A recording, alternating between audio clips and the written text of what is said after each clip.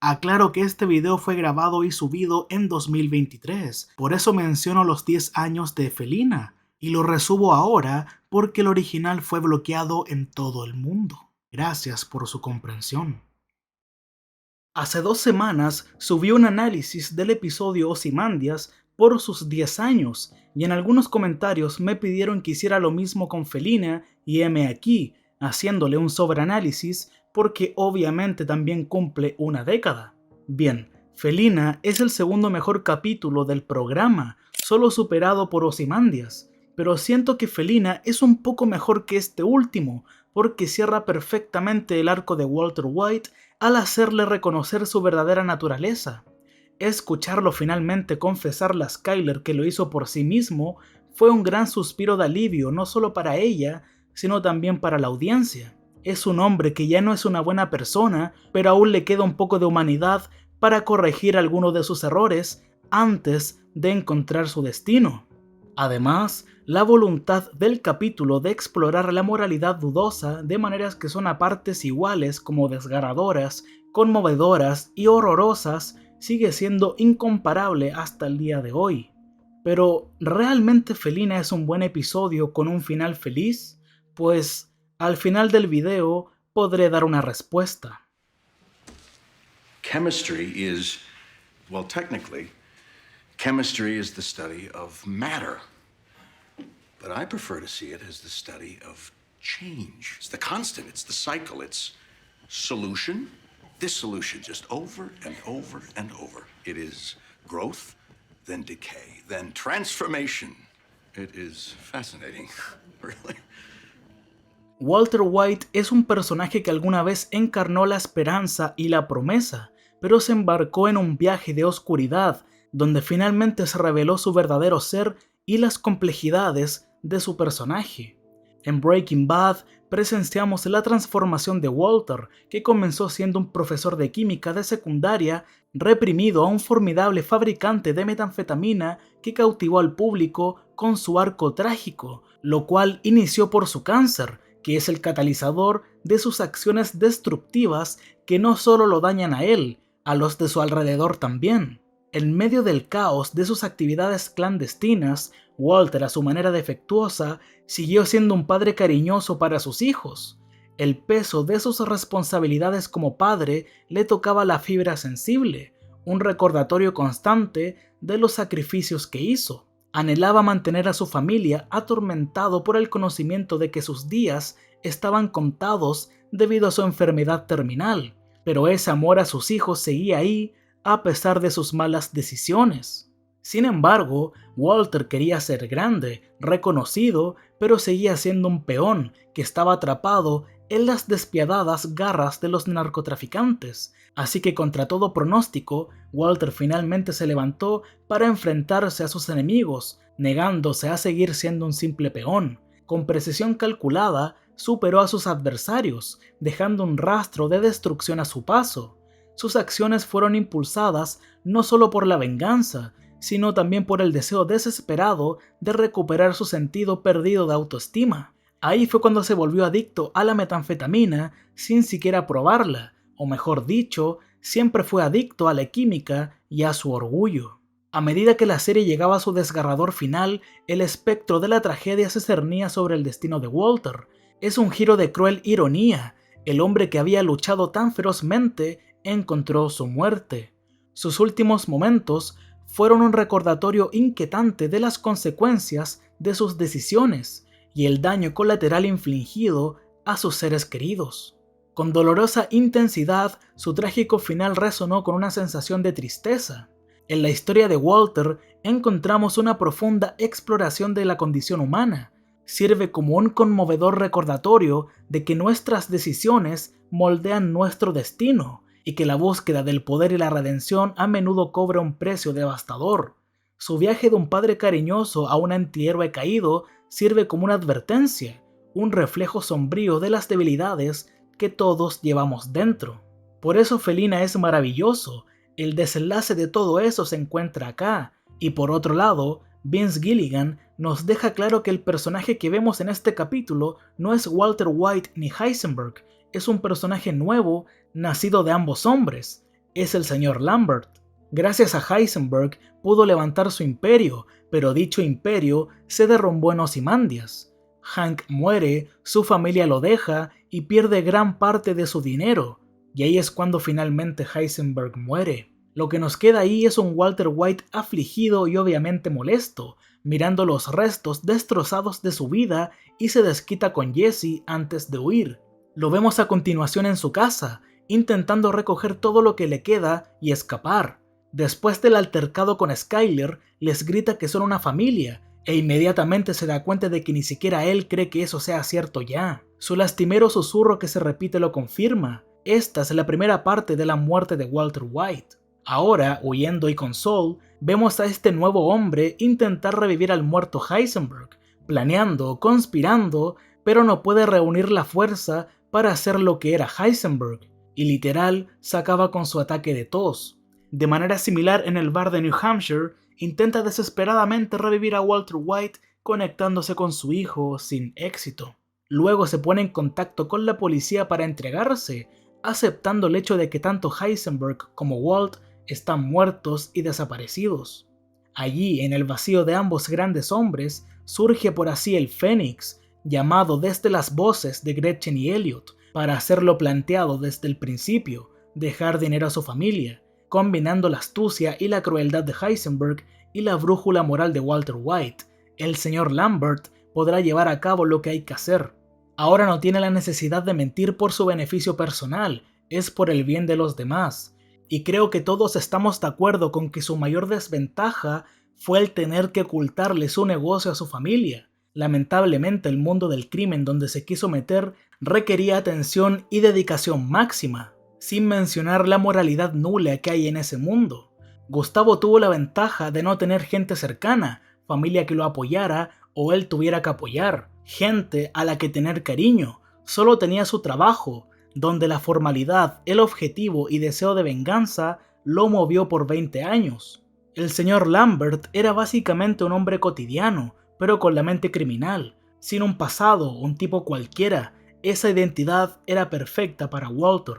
Y esta transformación se muestra a lo largo de todo el final, su comportamiento tranquilo, no derrotado, no enojado o vengativo, sino calculador, como si no hubiera ningún interés emocional en el resultado más allá de lograrlo. Y nos damos cuenta de esto al plantearnos un par de preguntas, como por ejemplo, ¿Walter habría dejado con vida a Jesse?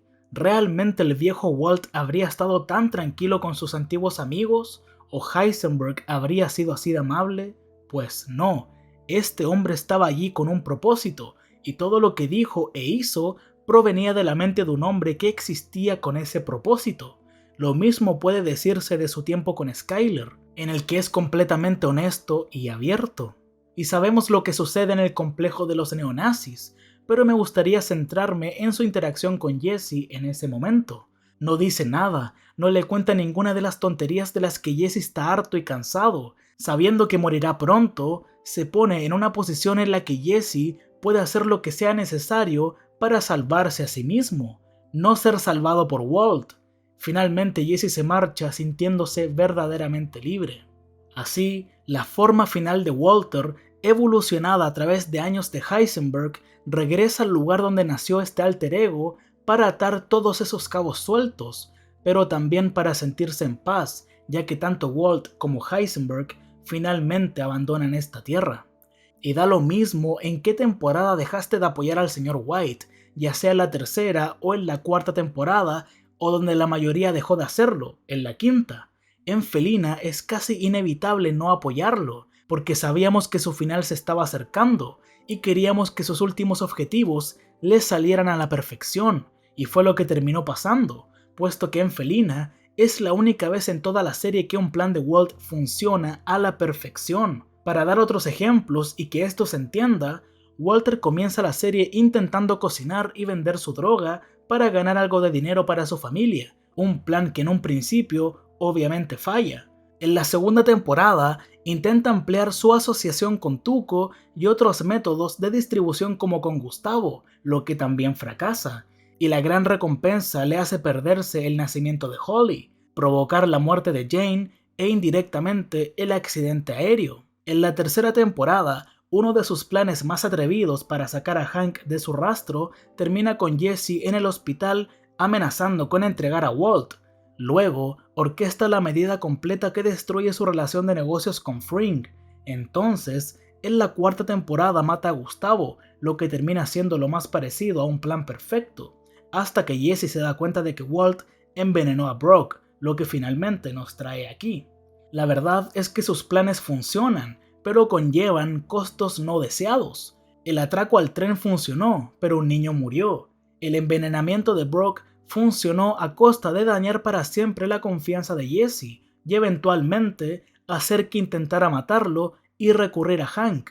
El asesinato de Gus funcionó, pero a costa de una mayor presión de la DEA, lo que creó todos los problemas con los que Walt tuvo que lidiar en la primera mitad de la temporada 5. También fue lo que condujo a la muerte de Mike y la de sus muchachos, y asimismo Walt empieza a trabajar con los neonazis, que eventualmente lo engañarían.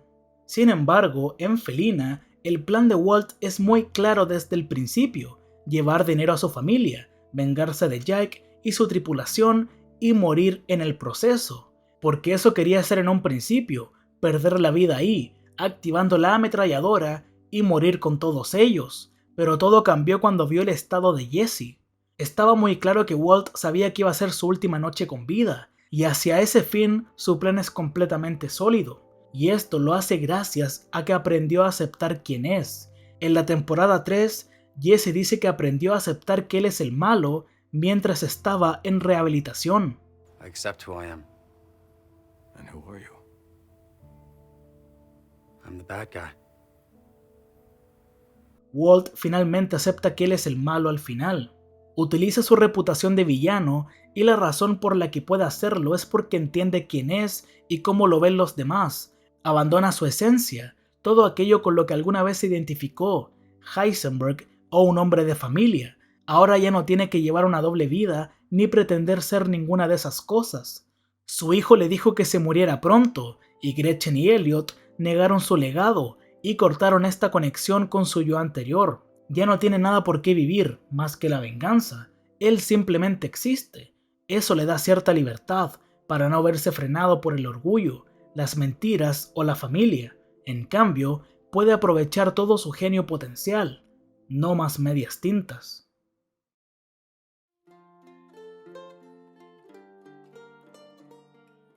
Luego de que llegara la policía, salió del bar y encontró un auto abierto.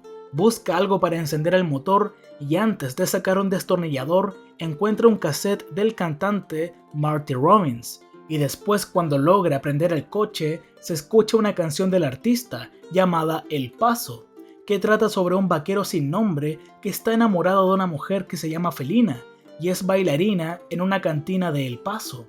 Ella estaba coqueteando con un vaquero que le devolvió el coqueteo.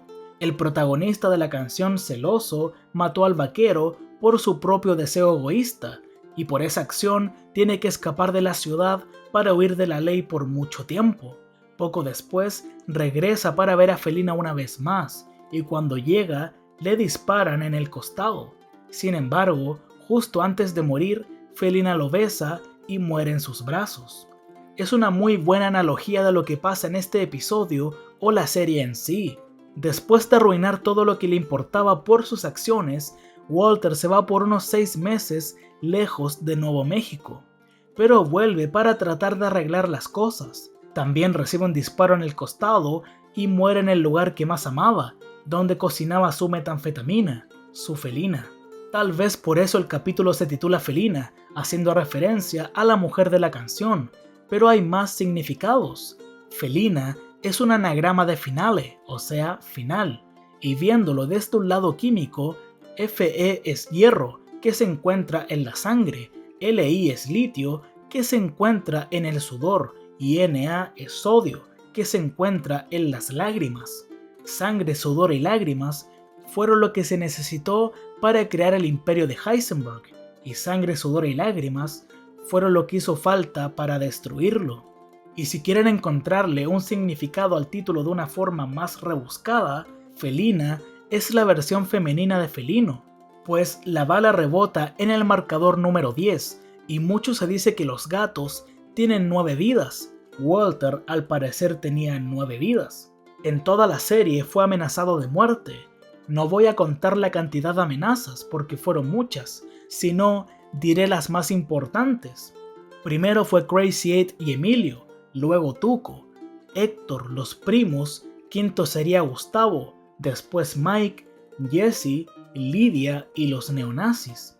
Y alguna de estas veces desafió a la muerte. Ahora se le acabaron esas 9 vidas. Es rebuscado pero interesante. Siguiendo con la escena, brevemente lo vimos enfrentar 2 de las mayores amenazas para él en este momento, su enfermedad que cada vez empeoraba, y la otra amenaza son los policías. Ambas nos demuestran que su tiempo se acaba. Y un detalle que pasa muy desapercibido es que cuando caen las llaves del parasol, estas tienen una placa de Narcóticos Anónimos, de Solo por Hoy, una ficha blanca que simboliza 24 horas de sobriedad, donde tienen la oportunidad de ser sinceros consigo mismo o buscar apoyo, y Walter por fin deja de mentirse a sí mismo más adelante. Y como también es una ficha de 24 horas, representa que tiene ese tiempo para atar todos sus cabos sueltos. Tal vez también sea un recordatorio de las muchas vidas arruinadas por la droga que Walt produjo en masa. Y por último, trata de que finalmente reconoce su relación con su propia adicción y finalmente acepta su responsabilidad por ella. Antes de encender el auto, vemos que por primera vez en la serie reza. Incluso cuando estaba luchando contra el cáncer, nunca lo hizo. Antes de partir, el paso empieza a sonar en el auto encendido, y la parte que justo se escucha dice que tal vez una bala lo alcance mañana. El destino de Walter nos lo hicieron saber en los 3 minutos iniciales del episodio.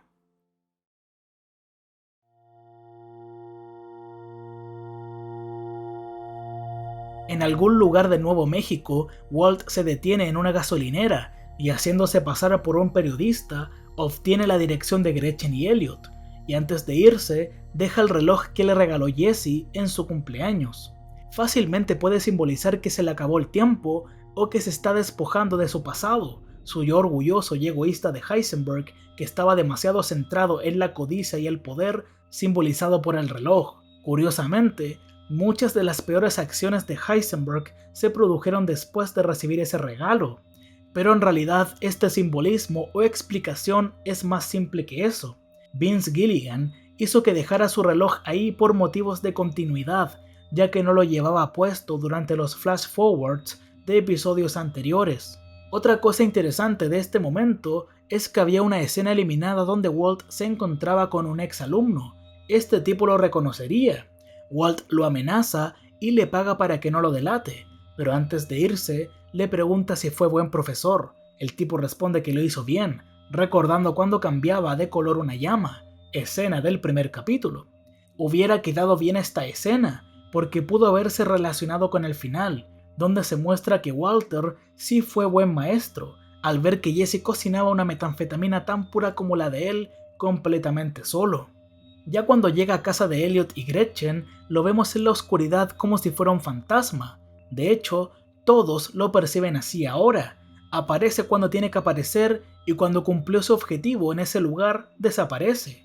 Walter entra y ve todo lo que pudo tener si no hubiera dejado la compañía. Y aparte de que lo veamos como un fantasma, también es como el asesino de una película slasher, por cómo los sigue lentamente y por cómo los estaba observando, y ellos ignorando el peligro por completo, y después ver que estaban aterrorizados lo deja aún más claro.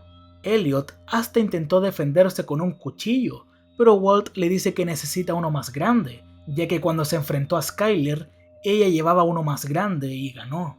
Luego los obliga a que le den el dinero a su hijo cuando cumple 18, usando lo que aprendió durante su tiempo como Heisenberg, y lo usó a la perfección: manipulación, miedo, valentía y mentiras para lograr lo que quiere. Y qué mejor que haberlo usado con personas que tanto odia, haciendo que la pareja imagine su desesperación a través de una narración asombrosa si es que el dinero no se lo hacen llegar a su hijo o si llaman a la policía. También ayudó su reputación de criminal, ya que los amenazó contratando a 2 drogadictos para que los apuntaran con un láser. Básicamente reforzó su analogía del pez globo. Jesse, look at me. You are a blowfish. What? A blowfish, think about it. Small in stature, not swift, not cunning. Easy prey for predators, but the blowfish has a secret weapon, doesn't he? Doesn't he? What does the blowfish do, Jesse? What does the blowfish do? I don't even know The blowfish puffs up, okay? The blowfish puffs himself up 4 or 5 times larger than normal. And why? Why does he do that? So that it makes him intimidating. That's why. Intimidating. So that the other scarier fish are scared off. And that's you. You are a blowfish. But you see, it's just all an illusion. You see, it's nothing but air. Who messes with the blowfish, Jesse? Nobody. You're damn right. Y también cuando los asusta dice oscuridad, que sería lo que esperas después de la muerte. Esta parte nos dice que Walt no cree en la vida después de la muerte. Walter ya cumplió uno de sus objetivos, ahora le falta ver a su familia por última vez, asesinar a Lydia y a los neonazis. Afuera espera a los supuestos asesinos, que son Badger y Skinny Pete, los cuales ayudaron a aligerar un poco el ambiente. Y son ellos que le confirman que Jesse sigue con vida y probablemente cocinando metanfetamina, lo que molesta a Walter porque pensaba que Jack iba a asesinarlo después de interrogarlo. Esto quiere decir que tiene que agregar algo más a la lista, asesinar a su antiguo compañero.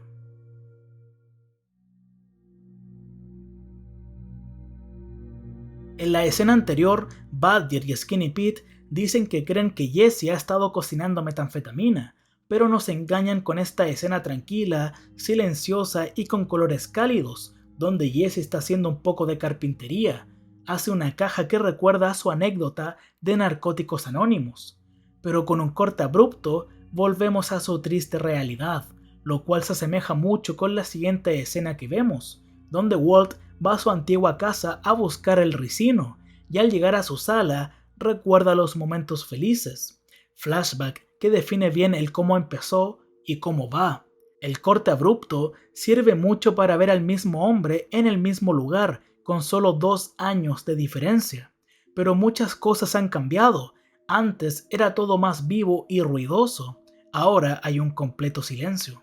Ya con el ricino en sus manos, puede ir donde su siguiente objetivo, Lydia. Walt sabe que ella mantiene una agenda, entonces siempre se sienta en el mismo lugar. También es algo que comprobamos cuando se reunía con Walter. Siempre era la misma mesa. Walt se acercó a ellos escondiéndose a simple vista, para hablarles de que tiene un nuevo método donde no se usa metilamina. Esto lo hace con el fin de reunirse con los neonazis y lo logra frustrando a Lydia, simplemente abandonando su propio ego y pareciendo patético. Ella siempre proyectaba debilidad y miedo para protegerse de sus asociados. Nada que ver comparado con Todd. Y es curioso porque es alguien peligroso, involuntariamente espeluznante, y está enamorado de Lydia, pero también de alguna manera luce ingenuo e inocente. Lydia con Todd se muestra fría, por fin puede ser la que manda. Pero bueno, Walt aparece luciendo enfermo y desesperado y ella bajó la guardia por completo. Él la imitó y ella entre comillas le creyó, porque de todas maneras le insinúa a Todd que hay que matarlo, mientras le agrega ricino a su té.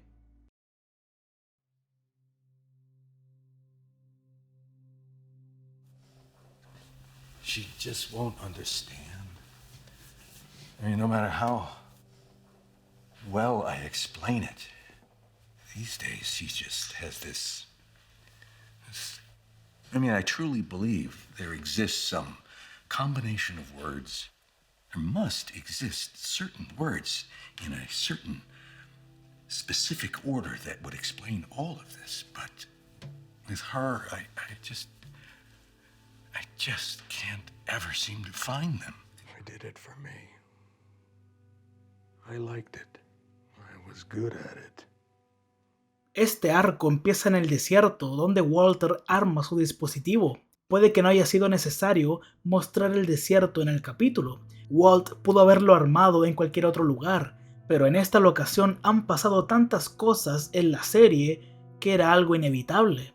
Toda esta trágica historia partió ahí, y también fue donde Hank dijo sus últimas palabras. Han pasado más cosas horribles, Pero a pesar de que Walt tenga malos recuerdos del desierto, es el único lugar donde puede tener algo de paz mientras tararea la canción del principio, que ahora representa que le queda menos tiempo. Recordemos que en la escena inicial, la letra literal dijo que una bala lo alcanzará mañana, y ya es ese día.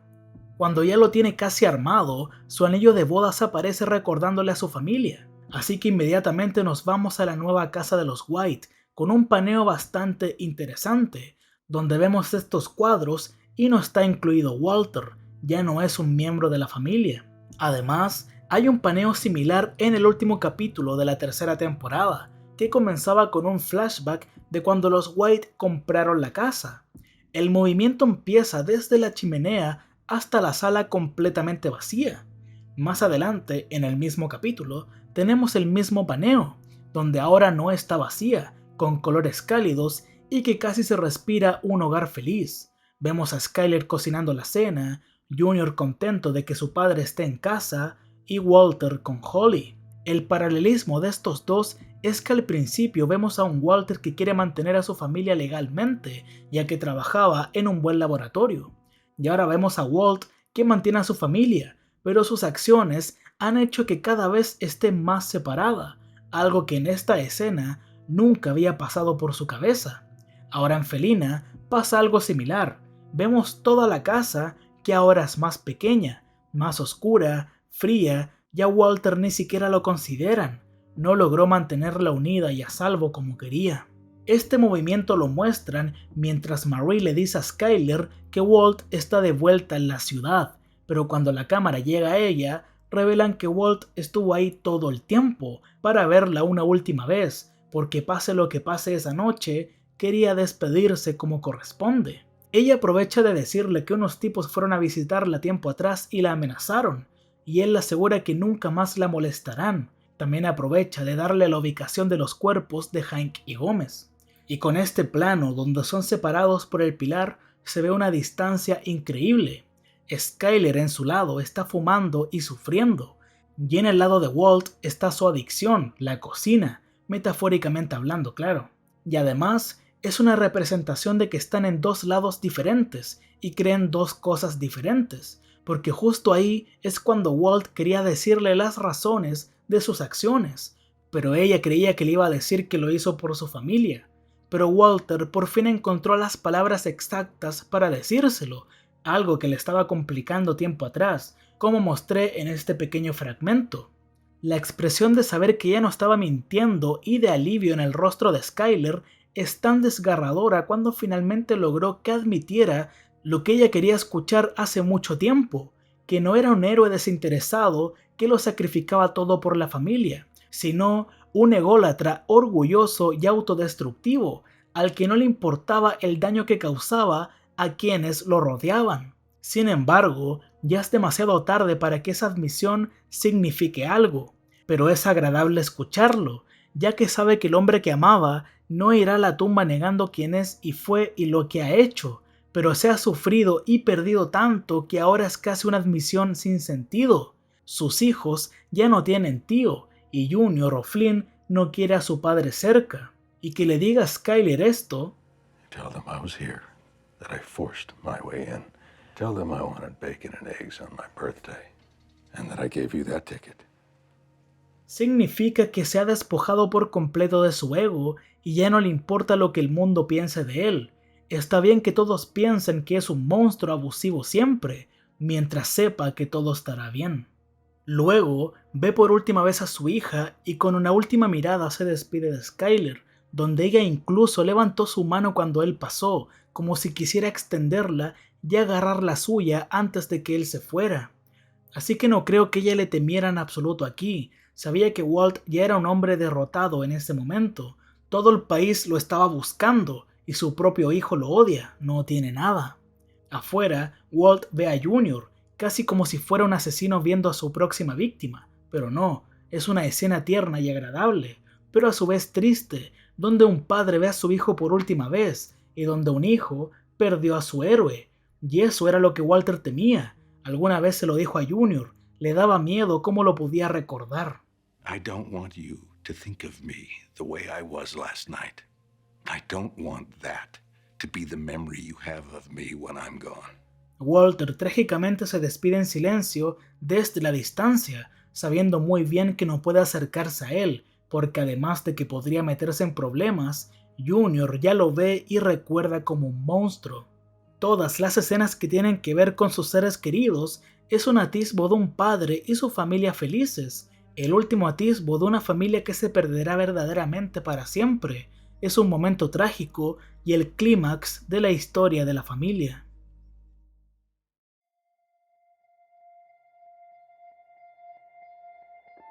Esa noche, Walter llega al complejo de los neonazis para cumplir su último objetivo, un plan que depende demasiado de la suerte, porque realmente podría salir muy mal. Además, parte así, en un par de minutos, Jack ordena su muerte, pero Walter antes pide ver a Jesse para que éste esté en la habitación y también muera, porque todavía lo culpa por la muerte de Hank. No obstante, al verlo en este estado, se da cuenta de la realidad de la situación. El miedo en sus ojos lo salvan. De hecho, puedes ver a Walter contemplando presionar el botón de sus llaves para iniciar la matanza, pero lo duda, tal vez porque está recordando buenos momentos para tenerle un poco de misericordia.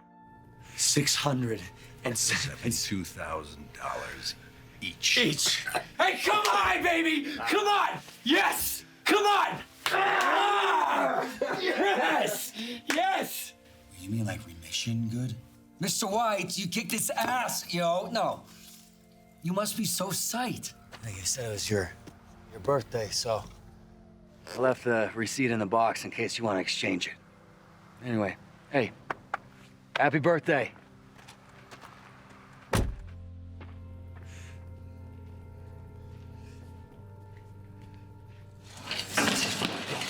Hey, sit down. No, it's...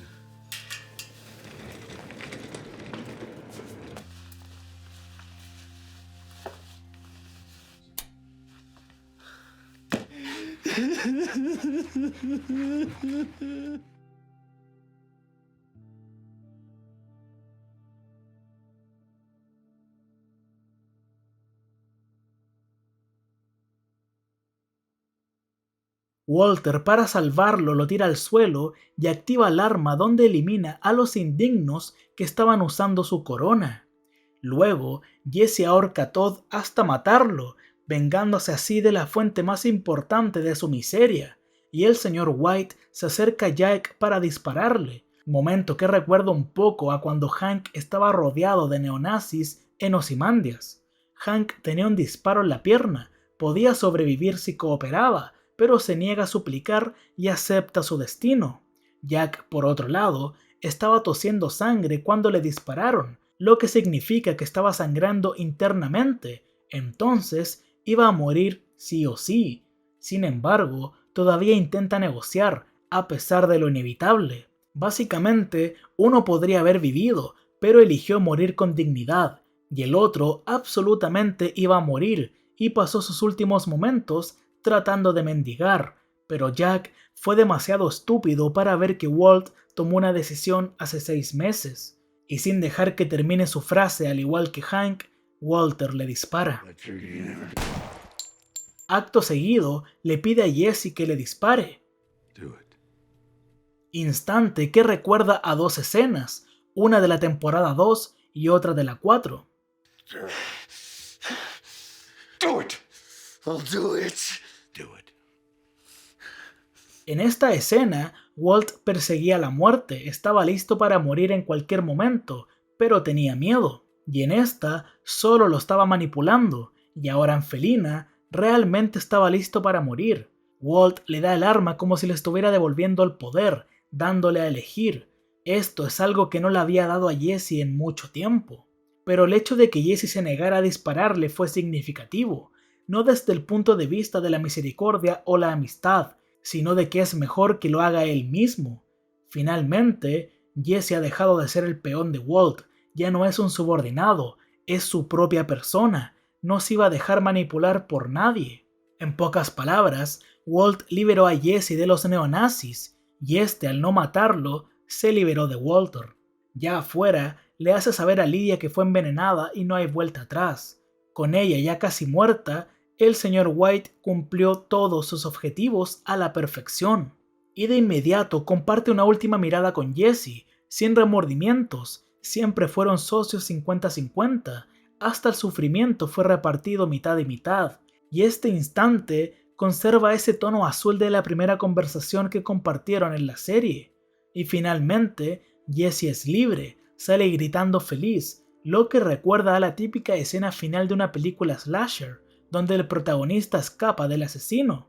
Con todo lo que vimos en el episodio, como que Walter sea buscado por la policía como el típico criminal de películas icónicas, o que parezca un asesino del género slasher en varias escenas, o que esta última conversación con Lydia se asemeje con esas típicas llamadas de películas de terror, nos deja más que claro que Walter es el villano de la historia, porque toda la tranquilidad desaparecía cuando estaba en escena. Por ejemplo, el ambiente de la casa de Gretchen y Elliot parte bastante sereno hasta que ven a Walter.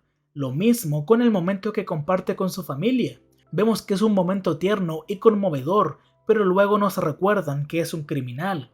Y si seguimos con esta analogía de películas de terror, una vez Jesse describió a Walter como el diablo. Mr. White, he's the devil.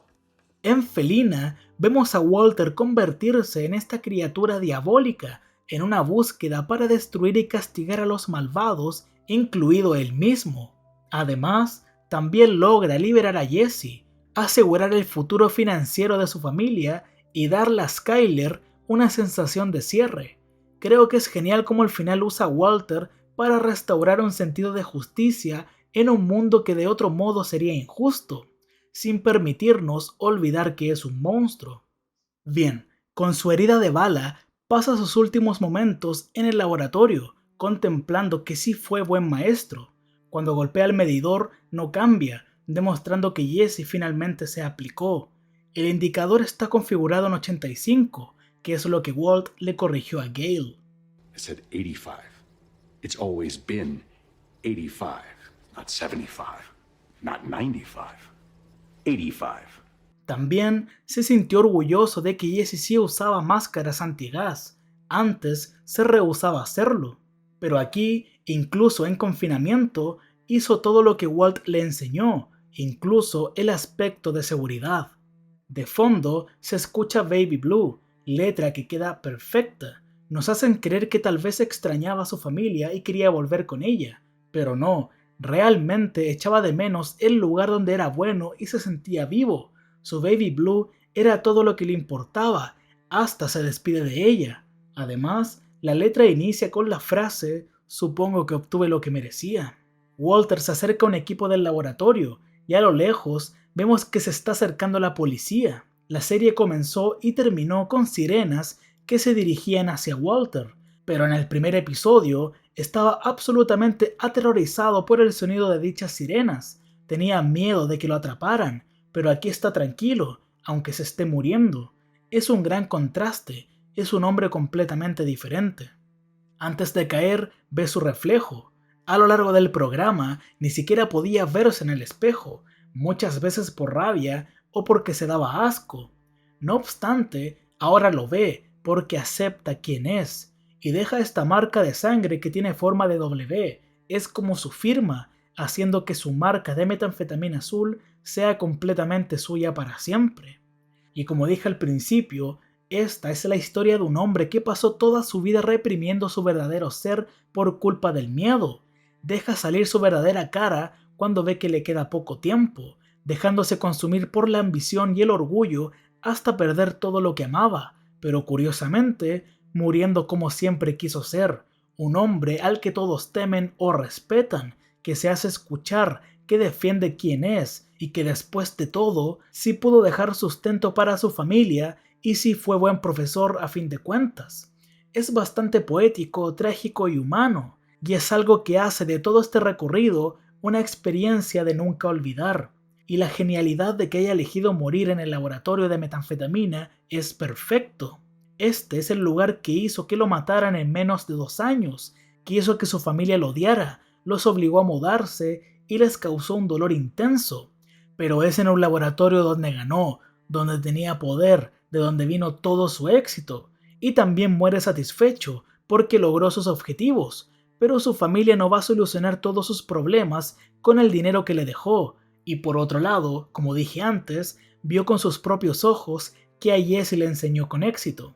La expresión de satisfacción en su rostro también hace un gran trabajo al mostrar su placer por el hecho de haber logrado escapar antes de que la policía lo atrapara, lo que significa que realmente pudo vivir libre hasta este momento. Ahora respondiendo a la pregunta del principio, es un final perfecto y feliz, donde vimos que Walt pudo atar todos sus cabos sueltos, pero a su vez es bastante trágico y triste. A pesar de que ahora esté muerto, por fin terminó la terrible experiencia para muchos de su alrededor, pero su familia y muchas de sus personas cercanas seguirán atormentadas por el recuerdo de Walter White.